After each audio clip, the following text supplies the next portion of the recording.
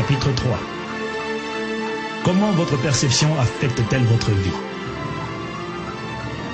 Grand A, vous concevez ce que vous percevez. Ce que vous percevez détermine ce que vous concevez. Vous ne pouvez concevoir que ce que vous pouvez voir. Ce que vous avez vu, vécu ou entendu a peint en vous un tableau de vous-même et du monde autour de vous. Autrement dit, cela a affecté vos pensées, lesquelles sont des paroles silencieuses. Dès lors que vous voyez ce tableau de vous-même et que vous l'acceptez, vous le concevez automatiquement. Marie, mère de Jésus, a accepté de se voir enceinte pendant que l'ange Gabriel lui parlait. Dès lors qu'elle a accepté cette parole de l'ange et qu'elle a commencé à se voir enceinte, elle a conçu Jésus dans son sein. Dans le domaine physique, on parle de conception à chaque fois qu'un spermatozoïde, du grec sperma, traduit en français par semence, à chaque fois qu'un spermatozoïde rencontre l'ovule dans le sein d'une femme. Dans Matthieu 13, Jésus explique que la semence, c'est la parole. Chaque image que vous visualisez et acceptez de croire vous rend spirituellement enceinte, même si vous ne le voulez pas. Le mot-clé ici est l'acceptation de cette image mentale que vous voyez. Chaque fois que vous acceptez une pensée négative sur vous-même, vous concevez, c'est-à-dire que vous devenez spirituellement enceinte d'une image que vous ne désirez pas. La différence est que cette grossesse, quoique non désirée, a lieu dans votre esprit. Vous comprenez donc que les paroles les plus puissantes sont celles que vous dites à vous-même. Ce que les autres disent n'aura de l'impact sur vous que si vous l'acceptez. Voilà pourquoi Zig Ziglar, motivateur chrétien, déclare: l'opinion la plus importante que vous puissiez avoir est celle que vous avez de vous-même. Et les choses les plus puissantes que vous dites chaque jour sont celles que vous dites à vous-même. Prenons l'exemple de la colonisation. Lorsqu'à l'époque coloniale, les missionnaires sont arrivés en Afrique, ils ont apporté une représentation physique du Dieu qu'ils annonçaient. Ce Jésus qu'ils nous ont annoncé n'était pas celui de la Bible, mais un Jésus blanc aux yeux bleus.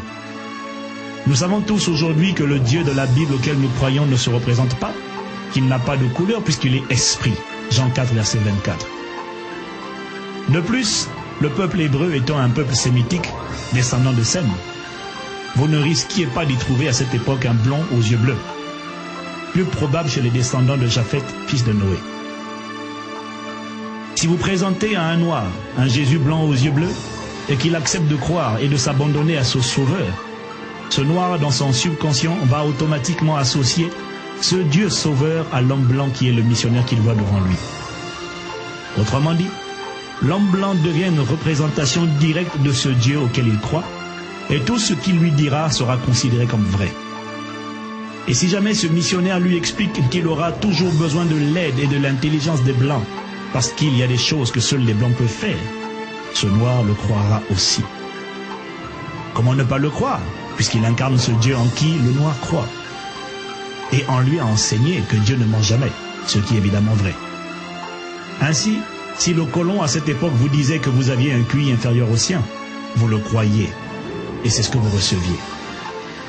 Et même lorsque vous lirez dans la Bible qu'en réalité Dieu ne fait pas de favoritisme, si ce script n'a pas été effacé de votre esprit, vous continuerez d'avoir des noirs qui sont convaincus que les blancs sont plus intelligents qu'eux. Résultat, c'est bien ce qui se passe dans la réalité, même si nous savons que ce n'est absolument pas la vérité. Le plus subtil dans cette histoire est que de nombreuses années après l'esclavage et les accessions à l'indépendance, les Africains sont pour beaucoup encore limités par ces clichés et stéréotypes habilement plantés en leurs ancêtres et soigneusement transmis de génération en génération. Même si cela est une évidence aujourd'hui pour certains d'entre nous, affirmons néanmoins que la vérité est que chaque être humain est unique, votre ADN le prouve, doté de potentiel, de capacités, de talents, de possibilités, qui ne demandent qu'à être exploités et développés pour la gloire de Dieu et pour l'avancement de l'humanité.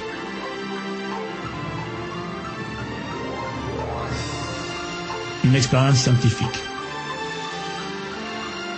En 2003, une étude d'une équipe de chercheurs portugais a confirmé une nouvelle fois que la notion de race n'existe pas dans les gènes d'une personne et que ce concept n'a aucune signification en génétique. Pour arriver à cette conclusion, les chercheurs de l'Université fédérale de Minas Gerais et de l'Université de Porto au Portugal ont étudié plusieurs peuples dont les Brésiliens, une des populations les plus métissées de la planète. Ils ont notamment découvert que 10 facteurs génétiques différenciant 20 Portugais de 20 Africains de l'île de Sao Tomé n'avaient rien à voir avec les caractéristiques physiologiques telles que la peau ou la couleur des cheveux. Les chercheurs ont aussi eu la surprise de découvrir que les Blancs étudiés avaient en moyenne 33% des gènes comportant des caractéristiques amérindiennes et 28% de caractéristiques africaines. Loin de toute polémique raciale, il est cependant indispensable de réaffirmer ce que nombreux savent déjà, mais que malheureusement beaucoup d'autres lecteurs ne réalisent pas toujours. Cette parenthèse a pour but de nous rappeler simplement à quel point notre mentalité et notre perception de nous-mêmes ont souvent été conditionnées par notre environnement et par notre histoire. Je le répète, l'image qui a été dessinée de vous n'agira sur vous qu'à partir du moment où vous l'acceptez.